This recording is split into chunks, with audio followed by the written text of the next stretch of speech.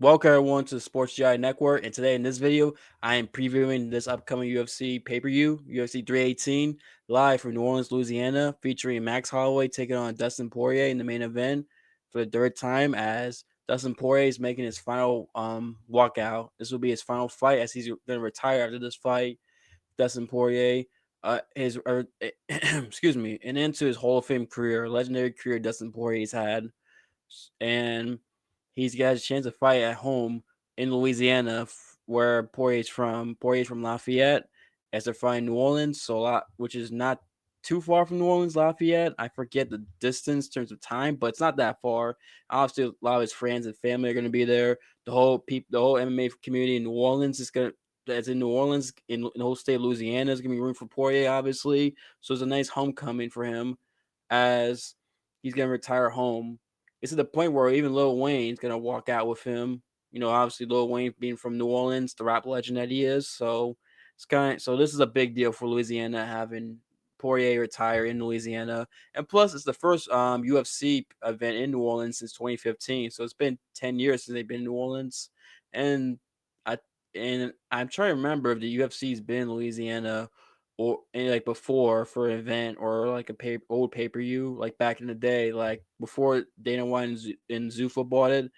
I think they might have gone to Louisiana during the early stages of the Zuffa ownership. I could be wrong, but I don't know why. Sometimes I'm thinking he went to Louisiana before, back in the day in the past. I wait, it haven't been 10 years. It's not somewhere I usually go, but in this case, it makes sense to go to Louisiana, as for like I said, Poirier's retirement fight. So yeah, so I'm gonna break down the fights in this card. We'll go from there. Let me just get a sip of water real quick. Well, let me drink a sip of water. Excuse me, and then I'm gonna talk about these fights.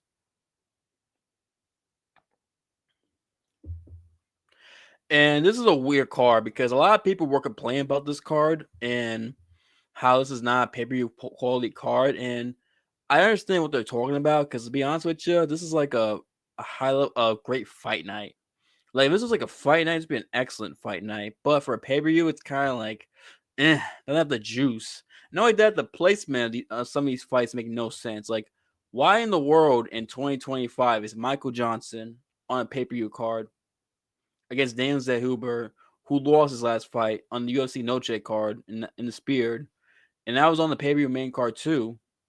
Like, explain that one to me. It makes no sense. It really doesn't.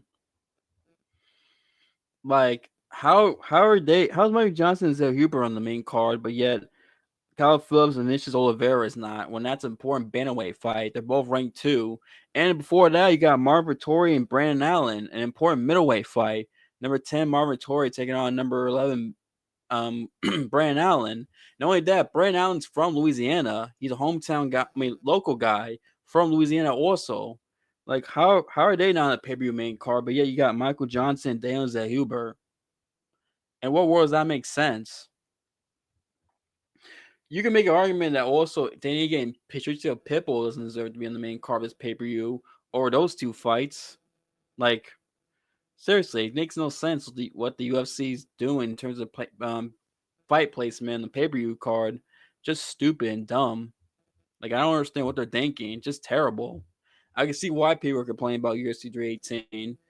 It feels like the UFC just was just selling on this. We're just what's it called, like pouring all the eggs in the Poirier retirement basket, thinking that's all they need to do to sell this card and sell everything. Just, hey, Poirier's retiring. Everyone loves Poirier. A lot of people love Poirier. He's a legend. He's flying his home state. So they're just using that to sell the card instead of building up a good card. And so that's just relying on Poirier basically. Which I get, Poirier has a big name, but still, it's like you got, and Holloway has a big name as well, but still, it's just not that good in terms of fight placement. And I can understand people's concern about the card overall not being great.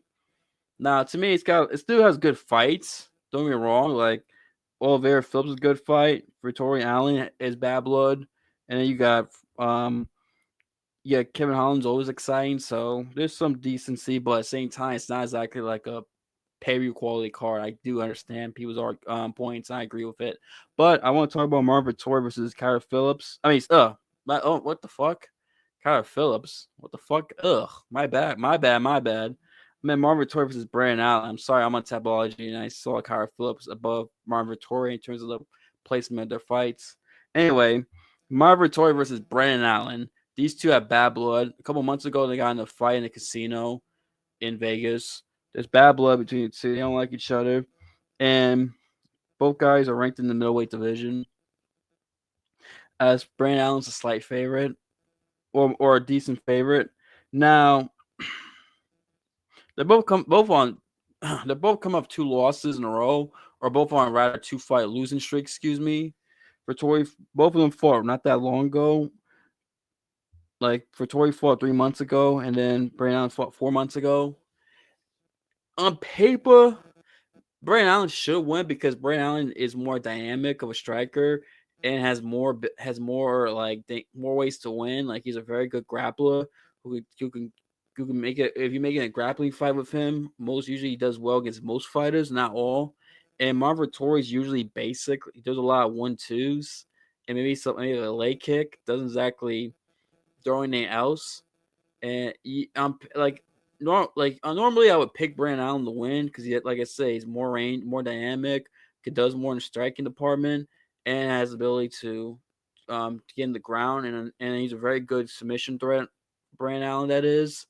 But the problem with Brandon Allen is he might be the dumbest fighter on the roster, or one of the dumbest fighters on the roster. Like his fight IQ is just not that good at all.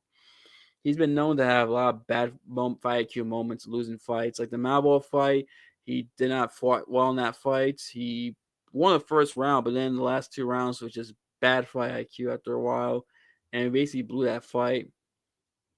And then even the Hernandez fight, I feel like I'm trying to remember. I'm trying to remember like what he had like. I'm trying to remember like there was like he did something dumb in that fight. I know he did something dumb. I wish I remember, but I'm forgetting. Like I probably should have watched the Hernandez rematch. The Hernandez rematch, of course. I should have watched that back before doing this video, but I didn't.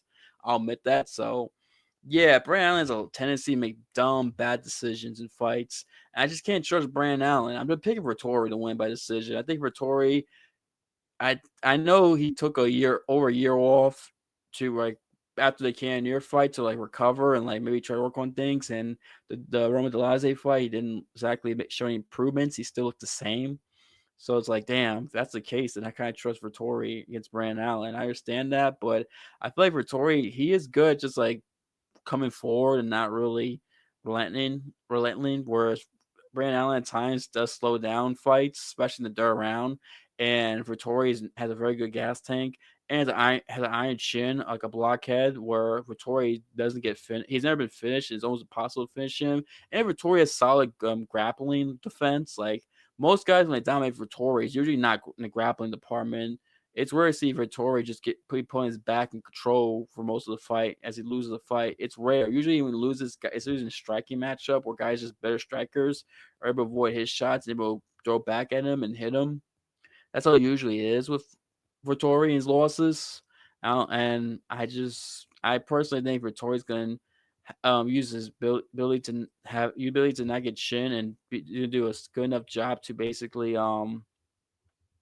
defense on these takedowns to be able to go out there and basically neutralize Brandon Allen's grappling. As Brandon Allen might slow down in later rounds, and Vettori might be able to go out there and poke the last 2 rounds and win that way. As I think he's going to be able to land just enough on Brandon Allen to be able to win this fight and win by decision. And just keep pressing forward, or Brandon Allen eventually is going to get tired because he's going backwards and he's not gonna and he's gonna be so exhausted dealing with Vittori's pressure. So yeah, I got Vittori winning 29-28. Second, third round. He'll probably lose round one, but then win the next 2 rounds. And plus, Brandon's fight IQ is just bad. Like he might have ability to. I won't surprise me his opportunity for him to win one of these last 2 rounds, but he does something stupid. Like I totally see that happening. And it sucks because at first I thought, oh, Brandon Allen might be something to watch out for, but then these recent fights, and I was like, oh, he does make a lot of dumb mistakes. Yeah, I can't trust Brandon Allen until I see otherwise. Like if I see him make good fight decisions in this fight and his next fight, then I can start believing Brandon Allen again. But right now I can't. So Marvin Vettori should win this fight. Anyway, let me transition because it's been a little more time than I thought I would on that fight. Next fight, Kyla Phillips taking on Vinicius Oliveira. I'm picking Vinicius Oliveira. This is an easy fight for me to pick. Kyle Phillips was had a lot of hype like not that long ago. Like when was his loss to Rob Font? It was 8 months ago. It was back in what 8 months ago. So that was basically, let's see, November I think it was. No, it would be November. Would it be? Yeah, November. Back in November, he lost to Rob Font. And Rob Font, still good. Like we still like Rob Font's still a very good bantamweight despite his age, but at the same time, it's like he basically didn't have any adjustments for Rob Font in style, and just let Rob Font beat him up in that fight. A- And just it seems like Vinicius Oliveira when his fights, Vinicius has more grit, more heart than Kyra Phillips, and might be a more dynamic and better striker than Kyra Phillips. Phillips is a good striker, but I feel like Vinicius is just a little bit better and more dynamic, like I mentioned, where he can mix it up and really catch Kyra Phillips.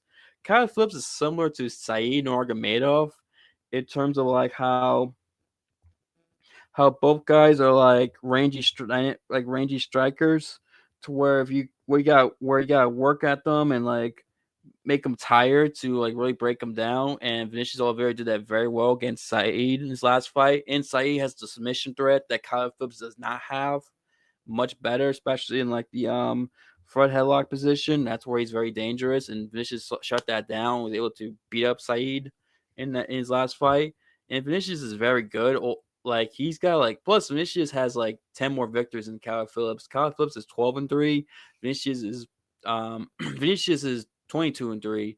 I think that doesn't matter in this aspect that Vinicius has more fight experience than Kyle Phillips, especially like Vinicius got 25 fights, Phillips got 15. I think that's gonna play a factor.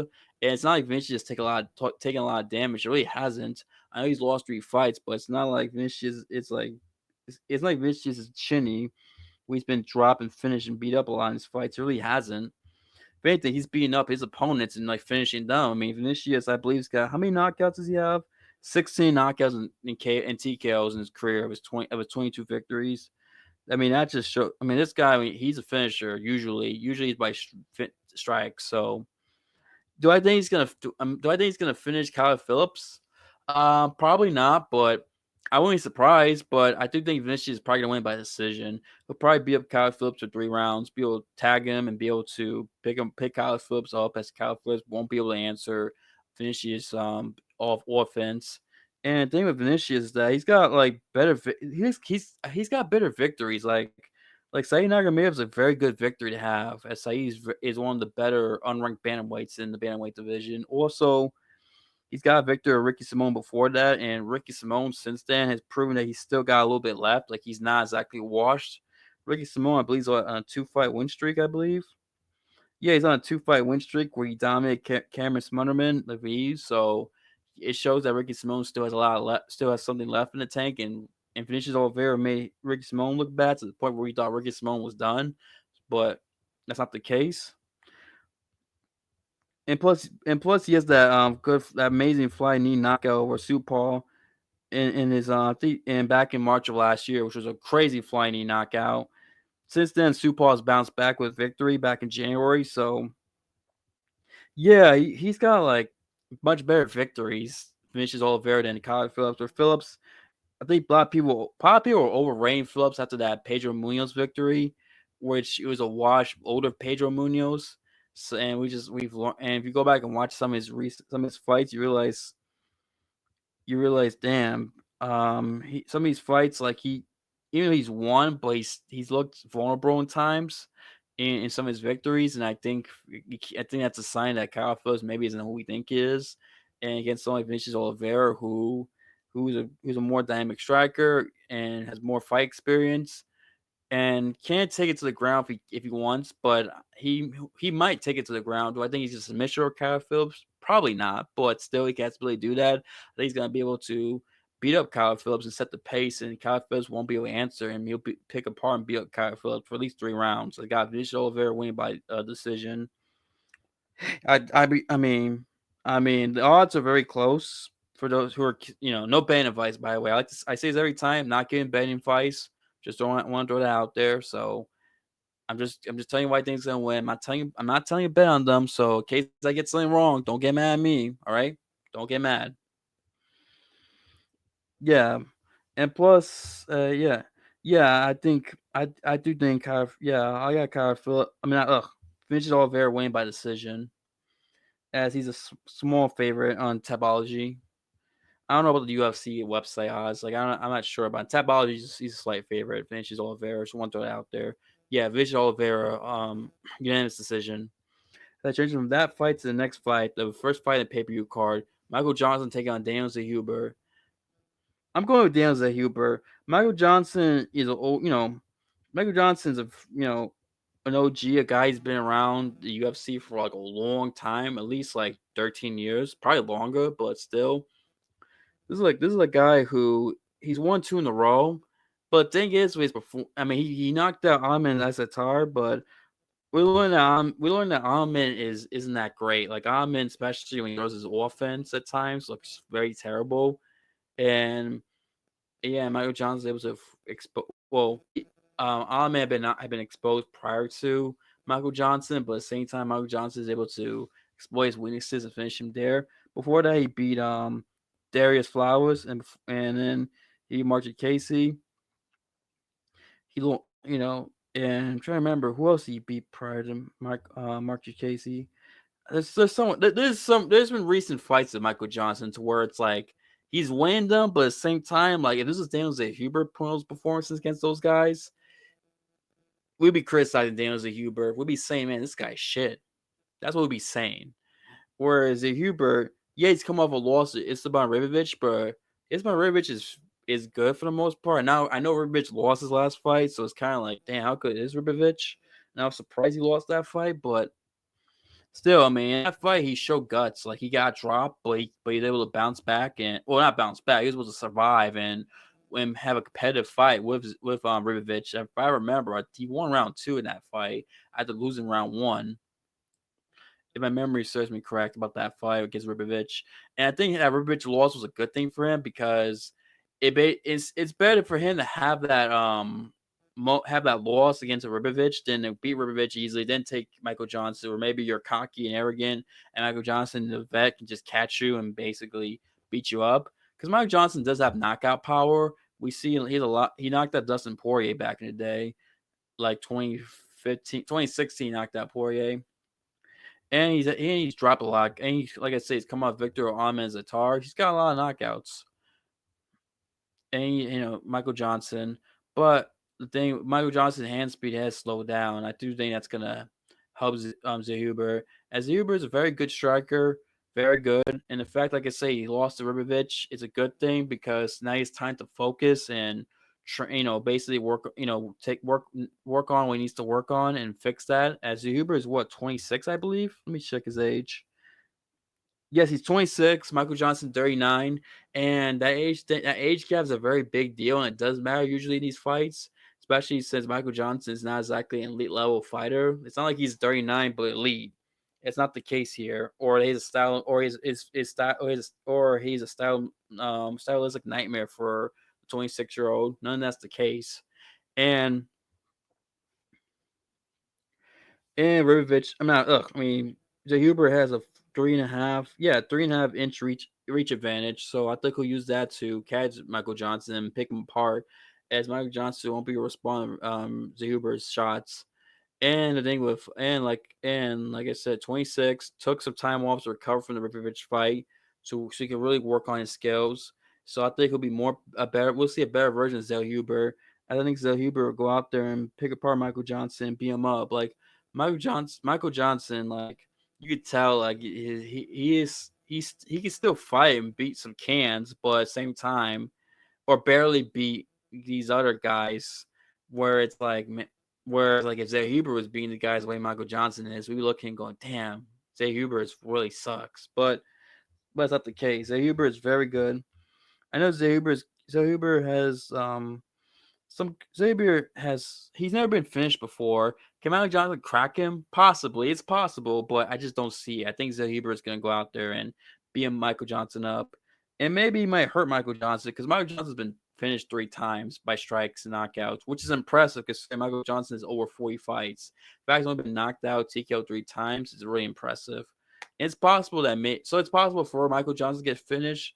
Like Zellhuber could do it, but I just don't see it. I think Zellhuber win by decision and just really like and just be able to beat up Michael Johnson and pick him apart. I got Zellhuber win by decision. As I changed from that fight to Danny Gay versus Patricio Pitbull, as both guys fall in UFC 314, as Danny Gay got the victory over Sean Woodson on that card. Meanwhile, Patricio Pitbull lost to Yair Rodriguez and got dominated by Yair. Yair dropped him in that fight, and Yair was able to pick him apart and threw a lot of good kicks. I mean, all Pitbull was only thing he did early in that fight was a couple of jabs, and he got a takedown, like one takedown, but at the same time, didn't like do a lot with it. And like Yair is very easy to take down too. Yair is not very strong there. Like Yair is very easy to take down. So, and it's like I thought Pitbull got more takedowns against Yair and be able to control him, but that wasn't the case. Now it's possible maybe the UFC Octagon just got to him. Now this is his second fight UFC. He won't have as much. But at the same time, Danny Ige is very good. Danny Ige is a guy who has a good victory with Sean Woodson. Some say a little early. Yeah, you could say that, but same time, he won round one against Woodson. He was able to pick apart and beat up Sean Woodson. Before that, he lost Lowen Murphy, and I believe he won round one or round two against Lowen Murphy. I know he won a round against him in that fight. And before that, he stepped in like a couple hours' notice against Diego Lopez back in UFC 303, and he was able to basically make it a tough fight for Diego, especially in the third round. He won round three, but he won round three, and that's despite having like a few hour notice against Diego Lopez, and he was able to survive that fight. So it shows that even though Ige has lost some fights, but he's only losing to the best, and he's barely losing. Like he's having competitive fights against very good fighters. So then Ige's still pretty good. Ige has a great chin. Hasn't been finished ever in his career. He's only lost by decision, and he gets the ability to hurt guys, to drop guys. And he's got good heavy hands. And with Pitbull doesn't have the knockout power like he used to. Pitbull used to be more of a dangerous guy. Like this is a guy who weirdly has 12 knockout TKOs, 12 submissions, and 12 decisions. So it's kind of like even all three of those ways to win. So, but Pitbull recently has been more of a outside the Jeremy Kennedy fight, he's basically got a lot of decisions in his victories. And I think the thing that hurt Pitbull is that when Pitbull, Bellator, he went down weight. There's a guy in Pitbull who got on a lightweight a few times and won some lightweight fights. He beat Michael Chandler in lightweight. Although I think that was a bad stoppage. I think it was a premature stoppage that the ref did in that fight. But as a guy who's been a featherweight for a while, went down to bantamweight where he basically like got rid of some of his muscles, so because he was built like a tank, so that way he can cut the 135. Got dominated by Sergio Pettis, and I think he lost a lot of muscle mass. He lost a lot of muscle mass. He lost some muscle in doing that, and he hasn't looked the same since. After the Sergio Pettis fight, I believe that's when he got knocked down Rising against Suzuki. I'm gonna check and see. I believe that was the case, if my memory serves me correctly. Yeah, he went. Yeah. After the Pettis loss, He basically fought and rising against Jiro Suzuki, and Suzuki knocked him out badly. And that was like a year and a half ago. Bounced back victory against Jeremy Kennedy, but then he got down by Yair, and I think that weight cut really fucked him up and really hurt him badly. And he just really doesn't look the same. Cutting that muscle and losing some power in shots. Like Pitbull used to be able to drop guys with like one punch and rock them badly, and he used to have very good calf kicks. Now his calf kicks are just they land, but they don't have much effect. And with someone like Danny Ige, you gotta be able to be a very elite grappler, like a grappling specialist, or have like power in your hands to really knock Ige back and like force him back. Because if you don't have any of that, you're gonna be a long night. And I think Danny Ige is gonna be able to stuff any takedown attempts from Pitbull and be able to keep the fight standing and be able to catch Pitbull and like hurt him badly. Like I think Danny Gate's gonna win by second round TKO. Probably like a second round TKO. Probably he's gonna catch be up Pitbull, drop him, second round, finish him. That's what I expect from Dan Ige, and he's gonna get a $50,000 performance bonus. And it's ironic because his nickname is 50K. But yeah, I got Dan Ige win this fight. Also, Danny Gay is a lot younger. Like Pitbull came to UFC too late. Like he's 38 years old coming to UFC. Like if Pitbull came to UFC like 5, 6 years ago, I think he would have done a lot better. Like I really do believe he would be Danny Gay, but he came way too late, and I think he's just gonna go 0-2 in his career in UFC. I don't think he has it anymore like he used to. Like I know the odds are close in this fight, but I got Ige winning. Can Pitbull maybe somehow pull like a upset? Maybe it's possible. Maybe he does take Ige down, is able to control him. Maybe Pitbull fights better, is more active, and it will frustrate Ige. Now he doesn't have the octagon jitters. It's possible, but I just gotta go with Danny Ige. I see him winning. Like I think he's gonna finish him second round TKO. That's what I think is gonna happen. Anyway, we'll change from that fight to the next fight. Kevin Holland versus Daniel Rodriguez. This is an easy victory for Kevin Holland. This is a slam dunk. I can't believe I'm trusting Kevin Holland when before I couldn't trust him. As I take a sip of water here, Kevin Holland, I couldn't trust him, but he's won back-to-back fights at welterweight, which is his best weight class. Daniel Rodriguez has no grappling. He's got hands, but all he has is like boxing, and he's got a tough chin. Other than that, Rodriguez got nothing. Rodriguez doesn't throw a lot of kicks. He's not a guy who dirty box, go into clinch work and throw knees or throw elbows or like dirty box and punches in the clinch. He doesn't do any of that. His boxing's all right, but Kevin Holland's arguably a better boxer because Kevin Holland has a reach advantage, a 7-inch reach advantage, as he has 81 inches of reach. That's Kevin Holland. Daniel Rodriguez has 74 inches. So Rodriguez gonna have a hard time getting into Kevin Holland's guard or his reach. Holland knows how to use his reach to his advantage at times, and he's gonna use it to pick apart Daniel Rodriguez to basically beat him up and basically pick him apart. And he has knockout power ability. It's very good. He has ability to knock guys out, not only at 170, but also he had the ability to do that at 185. So he still has that ability. He's rangier, and he's got a decent grappling game. Like if you're like if he drops you and hurts you badly, he can submit you, and he's done it before. And he's done it before. Like he submitted Michael Chiesa, if I remember correctly. I know Michael Chiesa grappling defensively is not the best, but still Michael Chiesa does have a lot of submission victories of his own. And I'm trying to see if that's the case.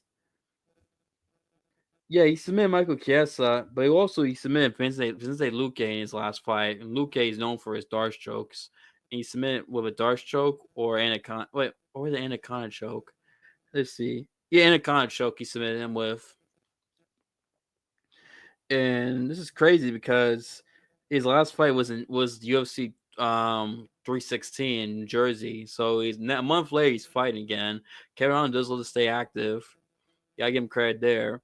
I think he's gonna hurt Rodriguez. Will he be able to knock him out? Unless he catches him with a kick, I don't see him knocking him out. Rodriguez, because Rodriguez has only been finished once, and that was to I believe Ian Gary. But I think Ian Gary, if I remember correctly, called him with a kick and then finished him.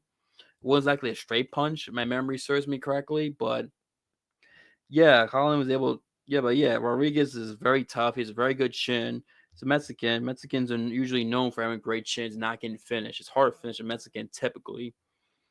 And Rodriguez, yeah, only has one. Yeah, he only has one KO, and that was a loss. And that was Ian Gary. And but yeah, but yeah, Kevin Owens should win this fight with ease. Like I'll be shocked he lost this fight. Kevin Owens is a sizable favorite as he should. He's gonna basically I think Holland's gonna win by submission or decision. Like he's gonna beat up Rodriguez for 3 rounds. Rodriguez is basically gonna go out there and survive Kevin Holland's shots, or he's gonna get dropped by Holland. Holland's gonna submit him. Like he's probably gonna he might ground and pound, but Rodriguez might survive, and Rodriguez gets up. Holland will probably shoot in or go for a submission like a Darce choke or a rear naked choke as Rodriguez is down and is trying to get up. I could totally see Holland doing that, and I think that's what he will do. So I got submission because Holland does have 10 submission victories, so he doesn't mind submitting guys. So yeah, Holland by submission or decision. That's my easy fight for Ken Holland. What a favorable matchup this was for Kevin Holland. As I change from that fight to the co-main event, Roman Kopylov taking on Paulo Costa. I'm going Roman Kopylov. I can't trust Paulo Costa. I like Paulo Costa, but Kopylov's it's weird because they're both the same age. They're both 34 years old, but yet Costa feels like a part of the old guard, the older generation fighter. They're the same age, where Kopylov feels like the younger, newer generation. But like I mentioned, the same age. Not to sound redundant, but the thing with Kopylov has been more active. Like Paulo Costa, like since like 2019, has fought once, except for 1 year. Like about 2019, fought Romero. 2020, Israel. Now I get it was a whole pandemic thing, so fine. 2021 fights Marvin Vettori. 2022 fights Luke Rocco. Doesn't fight 2023. Fights twice in 2024. Trying to be more active, but after his last fight, he basically took a year off before in between fights. So it's been over a year since we've seen Paulo Costa. And the thing with Paulo Costa, it's like you look at him, you think he should be able to knock guys out or drop them in one punch. But even his prime, it was usually combinations. He finished guys. He had to land like 4 or 5 punches before he dropped them, which is kind of weird seeing a guy built like that. You would think it's just one punch would be able to do that, but it's not the case. And with Paulo Costa, it seems like when he throws punches, like he's not very active. Like he'll throw punches, but yeah, he's not super active. And when he does, it's like he doesn't hit his opponent's head like he used to. He does body kicks and wheel kicks to the head. He caught Whitaker with a wheel kick to win that first round against Whitaker. But when he throws punches to people's heads, it seems like he doesn't connect like he used to. It just seems like that. Whereas Kopylov is a very dynamic striker and he has very good footwork, which I think will help him against Paulo Costa. Paulo Costa, when his footwork is side to side or back and forth, where Kopylov uses ankles, is able to use ankles with his movement and with his footwork, and he's gonna be able to catch Paulo Costa that way. And he has the ability to throw wheel kicks, just like Paulo Costa, and throw kicks that can fuck up Paulo Costa. I totally see a scenario where he gets caught with a kick, Paulo just shuts down, just tries to survive. He Paulo Costa used to be like a marauder fight, would just go out there and just press people and pressure people and not care. You could say the Israel Asylum fight changed him. Like after that loss, he hasn't been the same, which is true. And plus, Roman with Roman Kopylov, he's been more active. Like he's got two, like within the last year, he's won 2 fights. Whereas Paulo Costa, like I mentioned, is fine once a year. He lost to Sean Strickland. I don't know how any judge gave him any I don't know how any judge thought he won the fight. The fight that was a split decision was total bullshit. He lost by Whitaker after winning round one, got dominant round two and three. Before he won against Luke Rockhold in 2022, but this is an old watch Luke Rockhold, and this is a fight where Luke Rockhold won round three, I believe, or had a competitive third round when he really shouldn't have had a competitive fight at all against Paulo Costa. Then lost to Marvin for Tory in 205s after it was supposed to be 185, but then Paul couldn't make weight and all that nonsense. But yeah. Whereas Kopylov is, he's won 2 in a row and he's won 4 of his last 5 fights. The only loss was to Anthony Hernandez, who's a very special grappler and wrestler. Whereas Paul Costa he's got a grappling background, but he doesn't use it. Paul Costa is not like a very high level grappler and wrestler to beat Kopylov. He really doesn't have that. So I'm going with Carmen Kopylov win by decision. He'll be able to pick apart Paulo, use angles to land on Paulo Costa. Paulo just like be on the back foot and try to avoid getting finished. And Kopylov's going to be able to pick him apart and beat him up in these fights, in these rounds. Excuse me. He'll probably Kopylov probably win 3-0. I could totally see that happening. I think Roman's a guy who's on his way up and Paul's on his way down. And it's crazy because they're both 34 years old. So yeah, I got Roman Kopylov winning by decision. As it changes from that to the main event, let me just sip water real quick.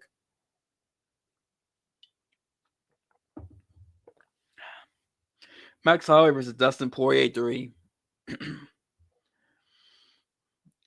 This is for the BMF title, which I'm not a big fan of BMF title personally, but it is what it is. But Max Holloway going back to lightweight, this time staying there permanently as he's transitioned to lightweight.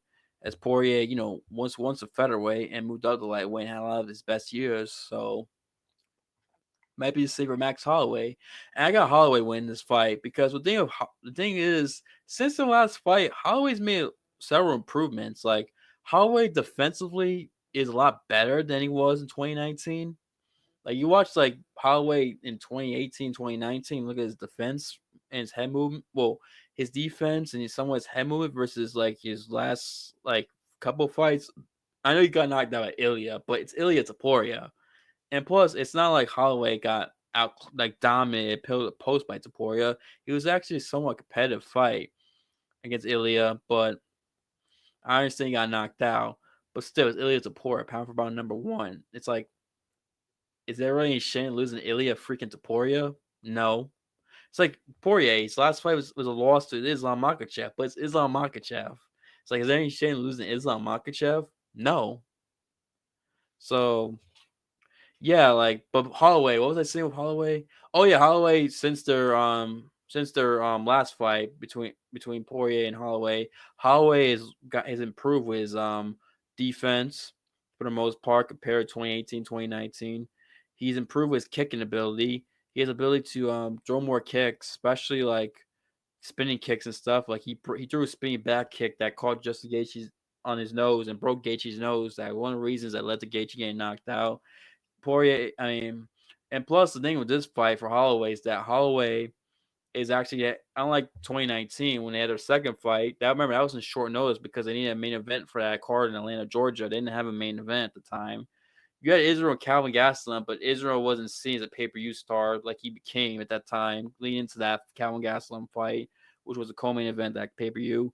They scrambled quickly to make Poirier Holloway for the interim lightweight title, and Holloway didn't exactly have enough time to put on muscle. He was kind of fat in the face and just put on like he just basically put on weight, but not like true muscle weight, like he has done for this fight or like he did for the Gaethje fight. You saw how much better he looked against Gaethje at lightweight versus how he did against Poirier in the second fight. And not only that, he won 2 rounds against Poirier. It wasn't like Poirier outclassed him 5 rounds to 0. Holloway did well and won 2 rounds against Poirier, and the thing was is that he would land shots at Poirier, but it's just that Poirier's shots just had more impact, and that's how Poirier won the fight. Whereas it only is going to be the case for Holloway. Holloway's going to be able to have similar impact to Poirier in this fight and catch Poirier and hurt him. As with Poirier, like there hasn't been much improvement. And like it's not like Poirier's made drastic changes in his fight style since the Holloway fight. He's almost like the same fighter from 2019. And plus, Poirier did have hip surgery after the Habib. I think after the Habib fight, he had hip surgery if I remember correctly. And that's why Poirier, you see, doesn't throw a lot of kicks. Like he'll throw maybe leg kicks. That's leg kicks, and that's it. Like he really throws kicks like past like the waist, like because of the hip surgery, and I think it kind of makes it well. To be fair, he did he I can am he did well against Islam and takedowns. I was gonna say it makes it hard for him to stop takedowns, but I remember he did a better job with like dealing with Islam's wrestling than we all expected his last fight. I just remember that, but yeah, I think Poirier also he got more muscular, yes, but he's not like the slick striker like he used to be. Like Poirier used to be a very slick boxer, like who'll use angles to hit guys and not get hit. And it's like his recent fights, ever since like the Chandler fight, he really hasn't been that guy. Like he's like I know he has moments against Islam, but Islam still fucked him up in the striking department and beat him up there. And that's what we wanted to fight was the striking. Islam picked him apart in the striking department, just outclassed him. That's what happened. I know he got submitted, Poirier, but you can't ignore what Islam did in striking there. And I feel like Poirier's lost a step in the striking department. He's not that slick boxer that he used to be, like in 2018, 2019, and even 2020, or even 2021. He's really not that guy, Poirier. He's kind of lost a step there. And And yeah, I just feel like, and plus Holloway's younger. Like Holloway, basically, like you hear him in interviews, he's focused on being Poirier, then possibly fighting Oliveira because he wants a rematch against Ilya Poirier this time lightweight. He wants to get that one back. As you could tell, like he's probably bothered by the Ilya loss. and it still bothers him. So he's more motivated than Poirier, where Poirier's going in here and this is a retirement fight. Don't get me wrong, I understand Poirier has pressure. Poirier doesn't want to lose in Louisiana for his friends and family. He's gonna give his all, but at the same time, Holloway's younger, more in his prime, still in his prime, and has improved since the second fight. Has time to put on the weight, and he's clearly is more motivated to do more in the sport. Whereas Poirier's basically done. This is it for him. He's talking about basically doing steroids and just getting jacked and probably eating a bunch of food. But what it's gonna be I don't think Holloway's gonna just outclass Poirier and just school him like he did against Gaethje. I think it's gonna be a very competitive fight, but I do think Holloway will win this fight. And plus, Holloway is very good at throwing volume. He's very good, even lightweight. He drew a lot of volume against Gaethje, and I think he's gonna throw a lot of volume. And I think his shots are actually gonna rock Poirier more. It's gonna rock Poirier better than it did in the second fight or even the first fight. I mentioned a lot of the second fight because the first fight was so long ago that you kind of have to ignore it because both guys were young in their careers. Both guys made improvements since, so you really can't talk about the first fight clearly. But yeah, the second fight is much better to talk about because it's more recent, and both guys were in their primes in that second fight in the second fight. Excuse me, the second fight than the first fight, but yeah, Holloway I think will win either decision or late round stoppage. Because I could totally see a scenario where Holloway is laying more, throwing a bunch of combinations and landing on Poirier, and he's fucking up Poirier and rocking him more. And over time, like Poirier's chin just gets deteriorating, and then he just crack and drop and like TKO like rounds 4 and 5. I could totally see that happening. So for me, I got Holloway win this fight via decision, like a 49-46, or like close 49-46, I should add, 48-47, or by a round 4, round 5 TKO. I think it's gonna be one of those things where Poirier takes a lot of damage and Holloway drops and finishes him. I could totally see that. Like Poirier's gonna look good in moments in this fight. I just don't see Poirier getting outclassed by Holloway, I think Poirier's gonna bring it all because he knows. Not only does he have to entertain the crowd, especially in Louisiana, but his family and friends are gonna be there. He wants to go out with a win. He wants to go out looking good, especially in, like I said, Louisiana. And plus, I'm pretty sure his daughter's gonna be there, etc. So yeah, I expect Poirier to give it his all. He always gives his all. Every fight he gives his all. There's the reason why he's a fan favorite. Why fans love him. A lot of fans are gonna miss Poirier, and this is for a lot of fans, this is a sad moment, sad day for them. Well, Saturday will be a sad day for them, knowing that this is it for Dustin Poirier. So yeah, this is it for his career, and yeah, so shout out to Dustin Poirier. Congratulations on a Hall of Fame career. I know you're gonna go in Hall of Fame, rightfully so. And yeah, like I'll probably talk about like congratulate him more and probably talk about my favorite Poirier moments in my UFC 318 review.